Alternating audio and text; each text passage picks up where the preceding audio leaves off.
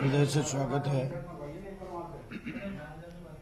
आप सबको जैसे पता है कि आज उच्चतम न्यायालय का जो फैसला आया है, जो अपील राजस्थान सरकार और मध्य प्रदेश सरकार ने की थी पद्मावती फिल्म को लेकर, और सुप्रीम कोर्ट ने उस अपील को सिरे से खारिज कर दिया। ये एक बड़ी विषम स्थिति उत्पन्न हुई है। मैं तो पहले दिन से ये कह रहा था कि राजस्थान सरकार को ये अपील में जाने की आवश्यकता ही नहीं थी। सरकार के पास प्रदत्त शक्तियां हैं। सरकार अध्यादेश के द्वारा जो है इस फिल्म को कभी भी रोक सकती है, और यदि भारतीय जनता पार्टी की सरकार, हिंदुत्व को कायम रखने वाली सरकार, इस राष्ट्र की धरोहर को कायम रखने वाली सरकार, और हमारे प्रधानमंत्री जो बहुत ही डायनामिक प्रधानमंत्री हैं, हमारे पूर्व प्रधानमंत्री अटल बिहारी वाजपेयी ने तो पद्मावती के ऊपर एक पूरी कविता पार्लियामेंट के अंदर कही, और पद्मावती के चरित्र को जहां हनन हो रहा हो जिस राष्ट्र में, देखते देखते, और अभी भी अगर मोदी जी के कान पर जूं नहीं रहेंगे और इसमें अध्यादेश नहीं जारी करें तो निश्चित रूप से आप ये मान के चलिए कि इसका एक दूसरा संदेश जाएगा कि ये चूहे बिल्ली का खेल है, और ये हैंड इन ग्लव्स का खेल है, ये कनाइवेंस का खेल है, क्योंकि इसमें जो प्रोमोटर कंपनी है वो अंबानी जी हैं, वाईकॉम 18 के, और जो फिल्म के मेकर हैं बंसाली जी, उनको इस चीज से कोई लेना देना नहीं है कि ये फिल्म हमारी राष्ट्रीय अस्मिता को लेकर के है, या हमारी राष्ट्रीय धरोहर को लेकर के है, या हमारी जिसको कहना चाहिए हमारे शौर्य बलिदान को लेकर के है, संपूर्ण हिंदुत्व की रक्षा को लेकर के है। ये बड़ी अजीब घड़ी आई है। अभी मेरे जानकारी में आया कि राजस्थान सरकार का प्रशासन राजपूत नेताओं को 107, 116 में पाबंद करने जा रहा है, सबको नोटिस दे करके। आप ऐसा करो, सबको फांसी पे लटका तो ज्यादा बढ़िया काम है, पिंडी छूट जाएगा। हम हमारी बात नहीं कह पाए। एक ऐसा वातावरण बन गया कि अघोषित इमरजेंसी लागू हो गई।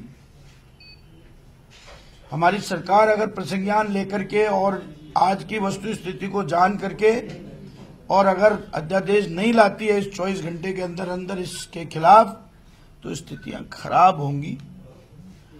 माननीय उच्चतम न्यायालय ने कहा कि साहब जब law and order situation arise हो जाए तो हमारे पास दोबारा अपील करने आ जाना। बड़ी दुखद स्थिति है। लॉ एंड ऑर्डर सिचुएशन खराब क्यों हो?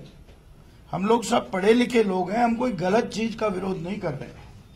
हम जिस चीज का विरोध कर रहे हैं उस चीज को आप समझें कि किस बात का हम विरोध कर रहे हैं। हमारी अस्मिता को अगर अक्षुण्ण रखना हमारा अपराध है, हमारे देवत्व को अक्षुण्ण रखना अगर हमारा अपराध है, हमारे देवी देवताओं की उपासना और पूजा करना अगर हमारा अपराध है, तो निश्चित रूप से हम वो अपराध करेंगे, चाहे हमें कोई भी सजा मिले।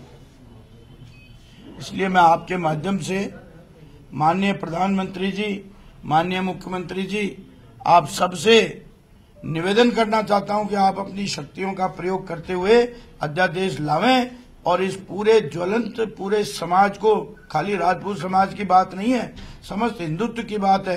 पूरे हिंदुस्तान के जितने स्टेट्स हैं सबने मांग कर ली कि इसको बैन की जाए। सारे लोग, हिंदुस्तान की सारी जनता कह रही है कि इसको बैन कर दी जाए। तो ऐसा क्या इसमें आपने रखा है कि साहब एक फिल्म चलाना आपके लिए कोई मूंछ का सवाल बन रहा हो? और यदि ऐसा ही मूंछ का सवाल है तो हमें कह दें, फिर हमारी तार तार करके हमारी बेइज्जती करें, कोई फर्क नहीं पड़ेगा। कि जिस सरकार को हमने चुना, हमने बनाया, 70 साल जिस सरकार की हमने सेवा की, और आज हमको उसकी सेवा करने का जो हमारी उपदेयता है अगर बेइज्जती से मिलती है, तो निश्चित रूप से जैसा होगा वो आगे हम करेंगे। लोकतंत्र में रह रहे हैं, जो लोकतांत्रिक शक्तियां उनका हम भी प्रयोग करेंगे। तो आप सबसे, आपके माध्यम से पुनः मैं माननीय प्रधानमंत्री जी और माननीय मुख्यमंत्री महोदया को राजपूत सभा का अध्यक्ष होने के नाते अन्य सभी समाजों से मेरी करबद्ध प्रार्थना है कि आप भी हमारे साथ कंधे से कंधा मिला करके जो लड़ रहे हैं इस युद्ध को, इसमें हमारा साथ दें। सिनेमाघरों के मालिकों से उनका हम आभार प्रकट करते हैं कि उन्होंने हमारा सहयोग करने के लिए आश्वासन दिया है, लिखित में भी दिया है। धन्यवाद।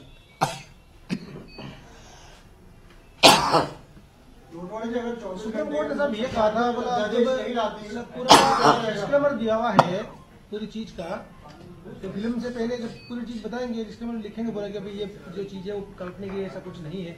उसके बाद भी उन्होंने क्या, अभी अब क्या दिक्कत है? देखिए, मैं आपको बताऊं, इसमें बंसाली जी और उनकी जो वाईकॉम 18 है वो पूरा गेम खेल रहे हैं, और प्रसून जोशी जी भी उसी गेम के एक पार्ट बन रहे हैं। जब उन्होंने 9 जनों की एक कमेटी बनाई थी, 9 जनों की एक कमेटी बनाई थी, और उन 9 जनों की कमेटी को फिल्म दिखाने के लिए आमंत्रित किया, तो उसमें 3 जने वहां गए थे। चंद्रमणि सिंह जी जो कि इतिहासकार हैं, कपिल कुमार जी जो खुद इतिहासकार हैं, और अरविंद सिंह जी जो उस डायनेस्टी के डिसिडेंट हैं।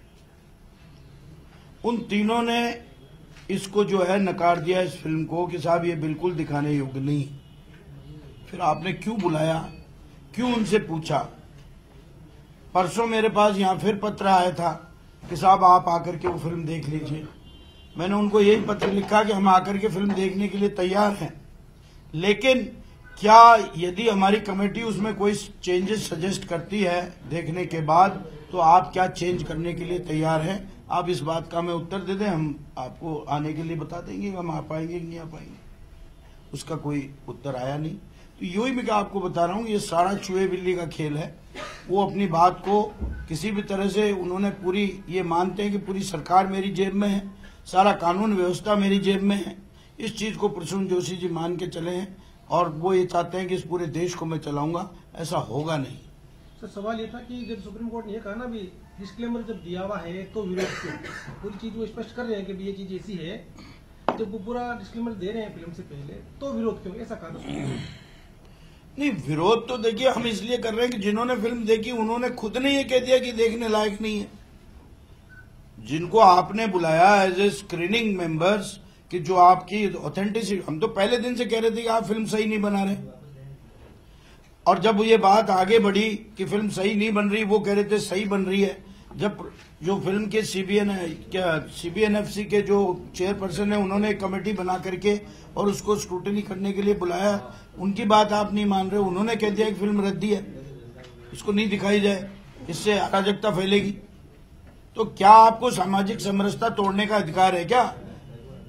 और जब आप कह रहे हैं कि साहब ये अभिव्यक्ति है, हमारी फ्रीडम ऑफ एक्सप्रेशन की अभिव्यक्ति है, तो किसी परिवारजन के व्यक्ति के उस पर फिल्म बना करके आपको कहाँ मतलब फ्रीडम ऑफ एक्सप्रेशन आ सकती है? आपने उस परिजनों से नहीं पूछा कि हम फिल्म बनाने या नहीं बनाने। लोटवाड़ा जी, आप क्या चाह रहे हैं? केंद्र सरकार अध्यादेश लेके आए या राज्य सरकार? मैं तो ये कह रहा हूं कि इमीडिएटली केंद्र सरकार अध्यादेश लेके आवे, जिससे कि समस्त भारत में ये बैन हो जाए। राज्य सरकार लाएगी तो राजस्थान तक सीमित होगा, इसलिए केंद्र सरकार लेके आवे, एक बार ये पूरी राष्ट्र में बैन हो जाए, फिर इसको बैठ करके और इसका कोई समाधान निकल सकता है। इसमें क्या दिक्कत है? अध्यादेश अगर नहीं आता 24 घंटे में, नहीं आता है तो हम फांसी पर चढ़ेंगे, और तो क्या होगा फिर? रोज ही कोई टंकी पे चढ़ रहा है, कोई कहां चढ़ रहा है, तो कुछ ना कुछ तो होगा। जो भी लोकतांत्रिक तरीका है हम उसको अपनाएंगे अपना विरोध प्रकट करने के लिए। आपने सब डिस्क्लेमर का जिक्र नहीं किया आपने जवाब में भी। आप उसको मानते नहीं हो या जरूरी नहीं समझते, या वो सही नहीं होता?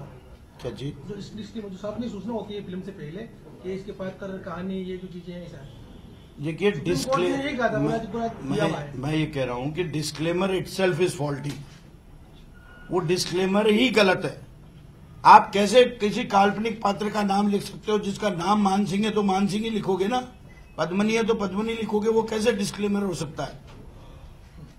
अगर आप पद्मनी की जगह कोई XYZ दूसरा नाम लिखते, खिलजी की जगह कोई दूसरा नाम लिखते, गोरा बादल की जगह कोई दूसरा नाम लिखते, महाराणा रतन सिंह की जगह कोई दूसरा नाम लिखते, तो वो डिस्क्लेमर वाला इशू बनता था। ये डिस्क्लेमर का इशू ही नहीं बनता है।